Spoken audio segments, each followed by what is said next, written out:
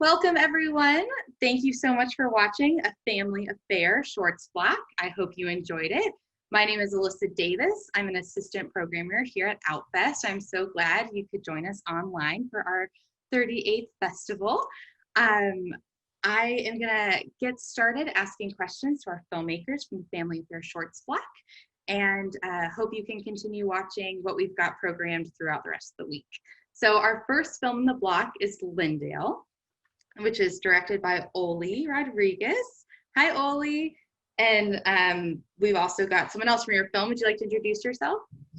Hi, nice to meet everyone. My name is Sarah Martino. I use she, her pronouns, and I'm the editor of Lindale.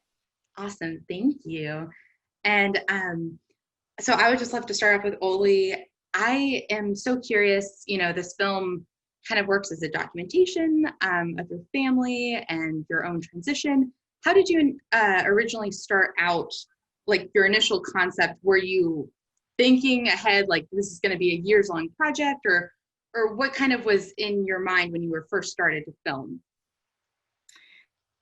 That's a really good question, considering that it was shot through the unstable media as of the 2000s. And so initially it was documenting and shooting cinema verite style throughout the 2000s into early 2010s. So it didn't actually have a trajectory or a particular narrative arc yet.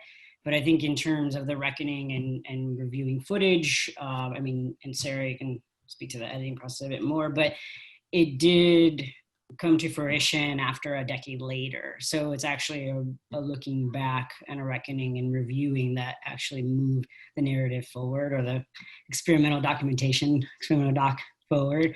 So I think only after the footage was shot, which, spanned about 500 hours or so, and culling through that was quite the endeavor. So I think it was just documenting the literal explosions. Gotcha. And Sarah, what was that process like? Did you work very closely with Oli? And I mean, that, like you said, 500 hours of footage. How did you even figure out the pieces to put together? We did a couple of cuts together. And at first when I came on, we had talked about organizing everything chronologically. And I think because obviously this is so close to Oli's life, I provided a new set of eyes and I kind of reorganized everything. I kind of think of how I edited almost in the way of an essay, putting different dialogues from many years next to each other to come up with new concepts. That is really interesting because, when you're watching it, or when I was watching it, I was kind of like, I wonder if this is chronological, but it is in a way, Oli, because your transition is happening throughout this film simultaneously while you're kind of documenting family relationships. So how did that process kind of work? Did you make sure to fit that in according to how the transition was happening? Yeah, it has gone through many edits, and Sarah's outside perspective, as she mentioned, was invaluable, considering that chronology wasn't necessarily functioning. But yes, the transition, there are definitely some scenes that are kind of, moving through the 2000s that are outside of the chronology. But I think in terms of content and concept, it moving through particular themes and conversations and family and and talking about theme, sorry, but the overall theme of masculinity and how that kind of is shaped differently for your brother as for yourself, and kind of this competition over maybe who's more masculine or not, or how have your thoughts changed about masculinity since making this film? Has your family seen this and kind of their reckoning with their own ideas around masculinity? Yeah, I think there's quite a shift in terms of thinking about queerness and transness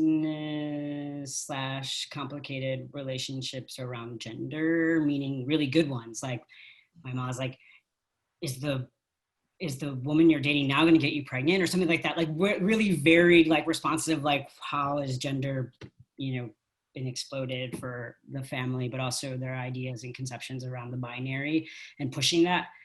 has been really great. And it's amazing to see how much growth has happened, even though it had some very rocky, tumultuous beginnings in conversations around gender and queerness. Like, where does that fit in gayness? How does it fit? Does it not? Right? Yeah, yeah. Well, Lindale is beautiful. You tackle some really relevant themes. So thank you so much for, Sarah and you putting that together. So it really resonates and really beautiful. Thank you so much. I appreciate it. And so hopefully Mary Evangelista is on with La Gloria. Let's see if she is. And if not, we will go straight to Unspoken, which is Patrick Lee. Hi, Patrick. Hello, how are you? Good. Do you have your guest on? I think, oh wait, I see Emmy. Oh, hey, Emmy. I see Emmy in full drag. Yeah, wow. Oh, Emmy. Hello. Is she on? Yeah, I think just figuring out the audio and stuff. Okay. Well, Patrick, this film is gorgeous, and I love that it's so much about community at a time where I think we're all a little disconnected right now. And you say, that part of making this film for you was that you wanted to find that community, that, before you could really feel like you were out and having that conversation with your parents, you wanted to first have community. Did making this film, give that what you were looking for? Did it give you that kind of sense of community and purpose? And has it maybe made conversations with your mom a bit easier? Yeah, I guess I didn't realize this until I was making the film, but I feel like, I don't know, people's like own coming out journeys are often like very private things, or like things that are like shielded from public.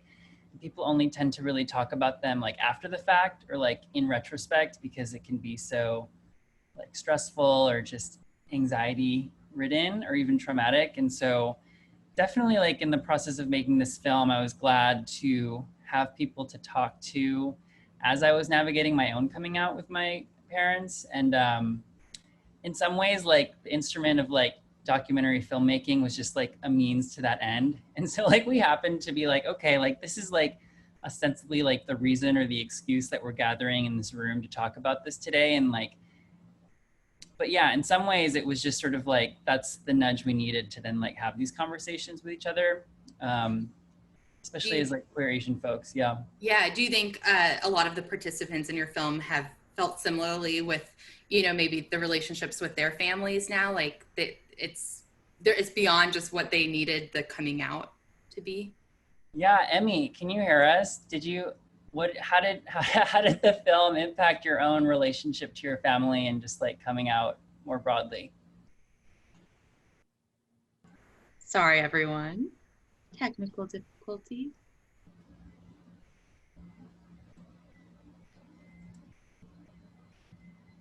While Emmy figures it out, Patrick, I'd like to maybe keep talking. I like the idea that I feel like a lot of queer coming out narratives like often features the family, or like like the response of the family, and how that's kind of becomes kind of what's centered. So is that intentional for you to leave them out? Like they're obviously still an imagined presence, but they're not physically present. Was that definitely like something you thought about while doing this? Yeah, I guess a lot of the people, myself included in the film, had either only sort of recently started the process of coming out or like hadn't yet. And so I think it was also just around like what was feasible and what felt safe. Right. So that's just been interesting to think about too, because like folks were on board with the film, and then as the film started screening at festivals, like I would check in with folks to be like, are you okay with it screening here? And like, but I think it just brought up for me too, like this idea around consent as like a very continuous process, and how like in filmmaking, there's this notion that as long as you get people to sign release forms, you're good to go, but it's not always ethical. And I think as like queer and trans folks, and also as like people of color. Like, I don't know, just these ideas around consent can be even more important to think about. So that was sort of a tangent, but yeah. Yeah, no, that is interesting. And so you've kept up with your participants, and they're all on their journeys. How did you connect with them in the first place? I know you're all from, maybe Asian immigrant communities or diaspora communities. And so how did that process kind of look like, finding these people? Yeah, so maybe like two of the folks in the film I was friends with or like acquaintances with before, just through like queer Asian American kind of organizing spaces. But like Emmy Great, I think I met the week before our main shoot day at a Pan Asian drag show that she started organizing. And I like saw the show in Brooklyn and we just started talking afterward. And I guess like asking her to participate in the film like sparked like an ongoing collaboration in many different ways between us. And so that was really nice. Yeah, and some folks were just like friends of friends. And so it was like a mix. Yeah. Well, and I mean, if Emmy is able to, hey, there is a tap to like speak she's button, but it stopped my video. Oh yeah, we can hear you. But can you see me? No, it's no video, but we can at least hear your voice. The voice is more important, right? Yeah. Emmy, thank you for being here, and your drag does look fabulous. Hopefully some people can see that. I mean, watching your final drag performance in the film gives me goosebumps every time. So that is lovely. That's one of my favorite numbers. Pardon? That is one of my favorite numbers, and I think I have done it only 3 times, and it's all near impossible to put on. Yeah, it's gorgeous. It gives me goosebumps. And I just kind of wanted to ask you a little bit more about, your drag persona. And I know you say that you kind of because so much of the film is about, honoring your tradition, your culture and where you come from. And you kind of mentioned, you put flowers in your hair to honor your Burmese culture. Is that something that your family does recognize? And they, I know you do it for yourself, but is this the honoring the culture aspect or the drag in overall? I guess, how do you combine the two, and is that something you're constantly thinking about when you perform? Yes, it's something that I like always consciously think of, because for me, the way the conversation around queerness is very dominated by the Western perspective, and in some ways Eastern cultures see it as a Western phenomenon, but to me, the things that affirm my gender, the things that affirm my queerness, they actually come from my own native culture. For example, there's always a huge conversation going on around the topic of pronouns. For me personally, I don't have preferred gender pronouns, because preferred gender pronouns in English are in third person. In my native language, first person pronouns are gender, so you get to decide and dictate how you call yourself, and other people don't necessarily have a say in that. Right. And my hometown in particular has this cultural quirk where all the women refer to themselves by the masculine first person. Oh, interesting. That is interesting. Yeah, well, you do it so beautifully, and I'm just so grateful that we get to see your performance at the end of the film. Patrick, what was that like, cutting that in at the end there? It just gives me goosebumps every time. We had no idea that would sort of become the ending. Like, we filmed that at the Pan Asian drag show that Emmy organizes that I mentioned earlier, and it just somehow, I don't know if you intended this, Emmy, but it just really fit with this notion of like seeking family, I don't know, acceptance or like connection at the very least. And maybe we like reinterpreted it through the film to fit that purpose. But yeah. Well, it's beautiful. Thank you so much for making this film. And I hope all your participants get to see it screen at Outfest. Can we just ask Emmy to turn on her camera once and just show us your look with no audio, I guess? It's beautiful. It's beautiful. I put it closer, but it's cropping me right here.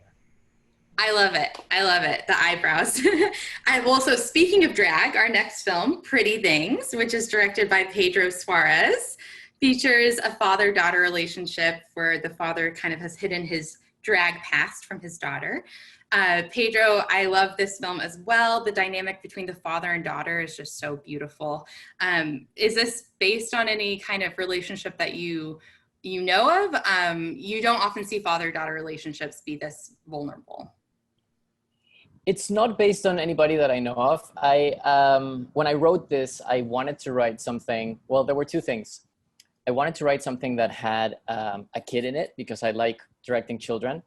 And then I also, I think the first thing that I thought of was, I thought it would be interesting to show a relationship between two gay men who had a kid and then got divorced. So they still shared the kid. It's something that I hadn't seen before. So I thought it would be an interesting dynamic. Yeah. And that's kind of how it came about. I wrote the short. I wrote a version of the short. Then I ended up writing a feature version of it. And then I went back and changed the short based on everything that came out of the feature. Oh. So but I think what started it was having this interesting dynamic between a divorced gay couple that shares a kid. And then also, I wanted to work with the kid, and I ended up meeting Elspeth, who's here, and she was great in it. Yes, Elspeth, you're wonderful as Buffy, which I love that name. Elspeth, how was this, your relationship with your dad in the film just feels, y'all are so connected and you have to be so vulnerable with each other. How was that working with Jamie as your dad? Well, it was quite fun because he was quite funny as well, and yeah, it wasn't really like, he was quite a funny and happy person, so it wasn't that hard to sort of like have like a nice relationship between the two of them. And you kind of play almost like the parenting role sometimes too, which I thought was really funny. Like hiding his beer bottle opener so he doesn't drink beer in the morning. How did you like getting that little bit of a kick to play, a kid who's knows a little bit more than she's maybe leading on? Well, I kind of like how she sort of, because he isn't sort of like, he's less of an adult than her, because he, I wouldn't say he's that great of a dad, like, because I wouldn't say he's that responsible, because he just doesn't really seem like someone that would be a very good like dad. Like he's a bit sort of like, he has a lot of like, I would say he will be a bit sort of lazy in a way, because he's not really he doesn't really do that much. Like he kind of just sleeps. Yeah, he does sleep a lot.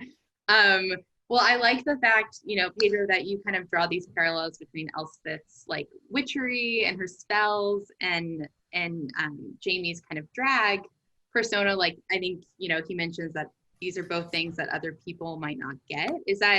Did that witchery was that already part of this, or did that come through just knowing Elspeth and maybe that's something you have an interest in Elspeth? I'm not sure. No, so I think Elspeth does like kind of witchcraft stuff. She ended up giving a bunch of the props, but the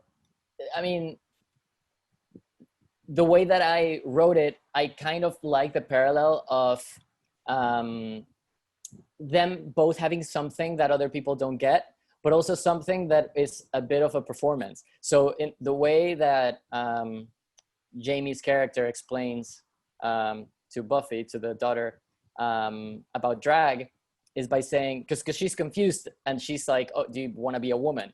And he's like, no, that's different. Drag queens dress up to perform. And he says, it's like your magic spells. It's just, sometimes it's fun to pretend. And that's kind of a little bit of how she gets it. It's I think she would understand putting on a show more than she would understand at that point the other aspects of it. So that's kind of what he uses to connect to her. So yeah, but I think, I mean, Elspeth, I think you kept some of the wands, right? Or like some of the magic wands and stuff. Yeah, and some of the sort of potion bottles. 'Cause, Well, yeah. that's an awesome souvenir from your film set. That's awesome.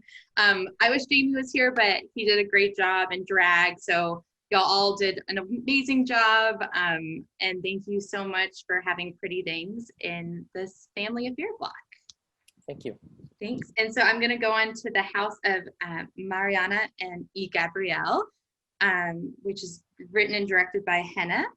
Would you like to introduce yourself and who you have with you today? Sure, yeah. I'm Henna. I'm the writer-director of a film that has one of the longest titles in the program.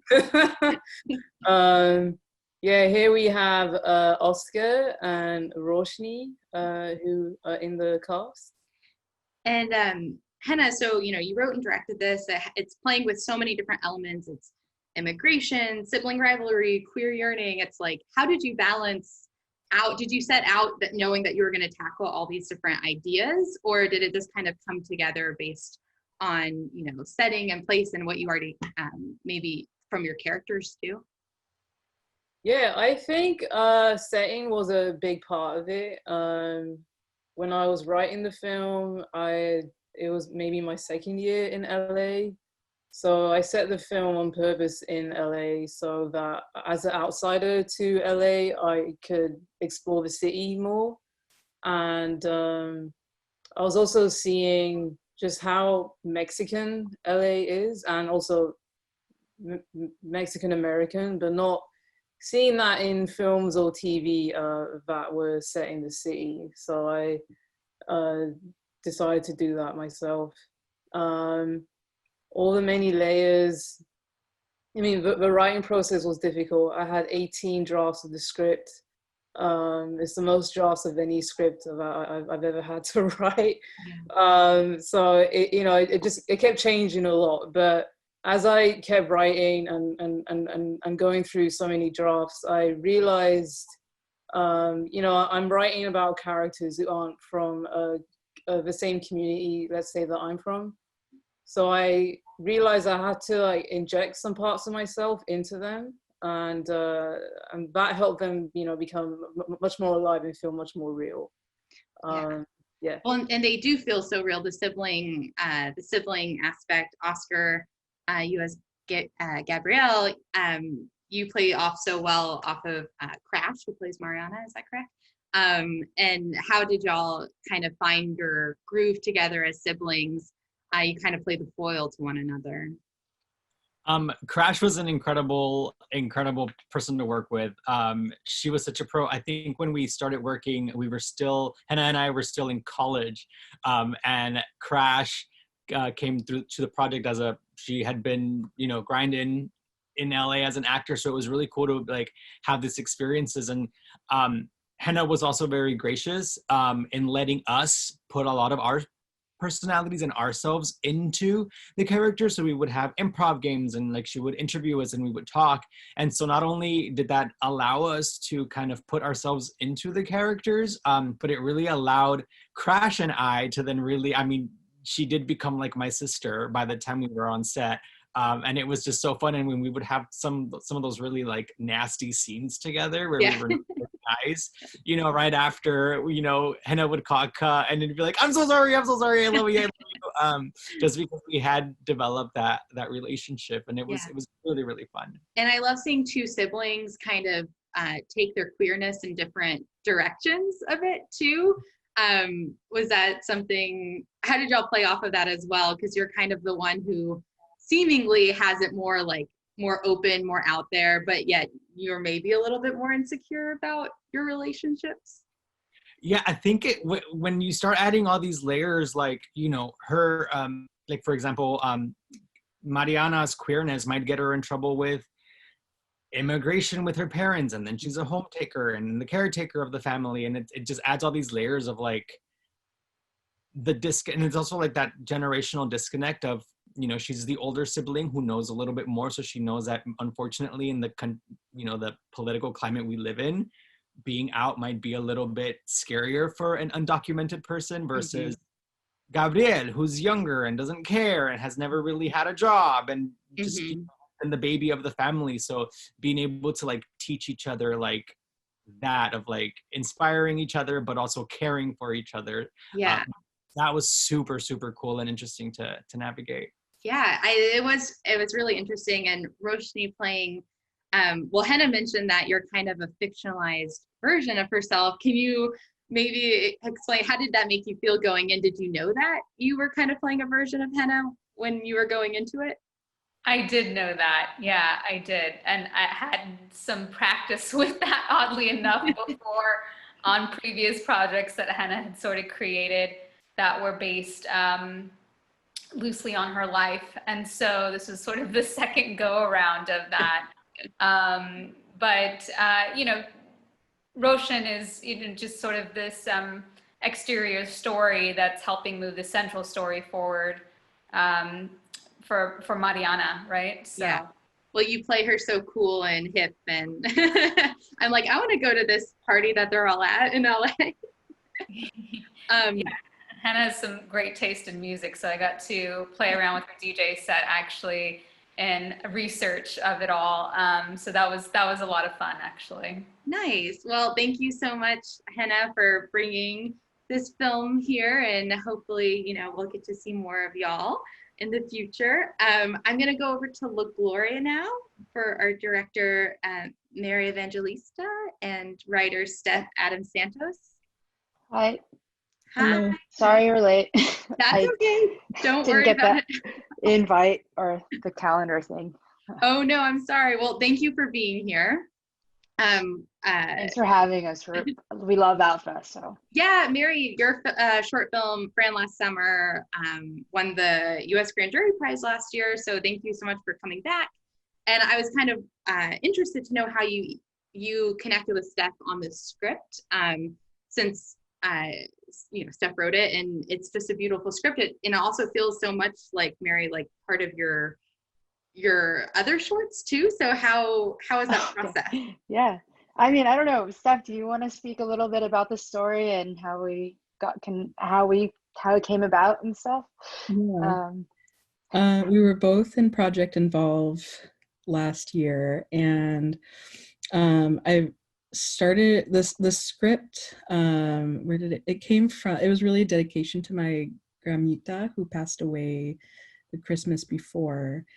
And as I was writing it and looking through the possible directors in our program, I just saw, I think you had this like experiment, I can't remember the title, but it was like an experimental piece on the beach with like blood and this woman who floated, right? You know, and I was like, yep, she's the one. And so I emailed her, and it just like came together perfectly. I think it was just meant to be the two visions for it. I think the vision in the script, and then Mary's vision in bringing it through. It just seemed. And talking about vision, the script has a lot of magical realist elements, almost like kind of visions or maybe happening or kind of dreams. I'd love to know a little bit more about how you were able to kind of imbue the script with that fantastical element. Was that something you went into it thinking like, oh yeah, I want some of these elements to go here? I think oh yeah, go ahead. Oh, I mean, I think we both have a version of it, but just on my part, I think it came from my grandma and like her stories that she would tell us growing up, and the idea of the little saint and speaking through dreams, that's all innate to her. But Mary, what's your take on it? Yeah, no, I agree. I think all of the dream elements were in the story, and it was like, how can we enhance it and kind of weave it in this way where it feels both like disparate but also like within the story, because we are in Gloria's like real world too, and a lot of the stuff that's happening in her life is kind of going into the dreams and vice versa. Yeah, it's so beautiful. And I just want to mention, did you all film out at the Salton Sea? Is that where that was? Yeah. Yeah, I would just love to know a little bit more. I mean, I love how the contrast is like so bright outside, and yet their dreamscape is kind of dark. How did you balance that out as a director with that location? Yeah, I mean, I think, you know, a lot of it has to do with our DP, Lorena Duran, who, like, we went and we scouted and everything like that, and it was just, you know, knowing when to film in the desert, and I think just like we kind of knew that this was the landscape, this was the landscape for it, and it was just like, okay, how do we like, yeah, how do we get that all and make it so that like you feel trapped in the house, but then you feel free outside. Yeah. And we did shoot all the dream sequences on film, so that also kind of creates a different kind of texture and feeling to it as well. Yeah, well, your lead is amazing, and I just love the strand of queerness that goes throughout it as well, both, you know, her own grappling interiority, but then also that kind of foil to her, who's like the friend, maybe more than friend. Yeah, I like that a lot. I don't know if you want to speak a little bit more to their kind of dynamic. I mean, I think Steph probably has like a really good story with So Chill, and how that character kind of came about. I feel like we both, I mean, for me in this, like, originally it was kind of based on like autobiographical moments. And when I was like 13, 14, I was in love with my sister's best friend. And so that's this kind of Xochitl, like this kind of jerky character, sort of plays with your heart, but isn't, you know. And then Mary, when we talked about it, I feel like you also had some version of Xochitl in your life. Yeah. And then just unrequited love, you know. Yeah. Everyone. And then like for us, what was fun was, you know, working with like Chris and Michelle Badio, who plays Xochitl, and that like their whole chemistry and their dynamic, it was just like kind of like really like sexy, and like, you know, like it was really fun to cut that scene between them. Yeah. And when they're about to kiss, and then in those moments, like when she leaves, that's kind of when we got to play around, and, you know, we kind of had, I think we tried out a different line, and the one that like everybody on set laughed was like, you know, your sister's so gay, right? And it was just like everyone just cracked up after. And that like blindness that she has towards herself. That is just a great moment, and it's a beautiful film, and thank you so much for having it at Outfest. I'd love to thank everyone today for joining us from afar, wherever you are. Hopefully people watching will let their friends and family know, and we will hopefully see you next year at Outfest as well. I'm gonna stop recording now. Thank you. Bye. Thank you.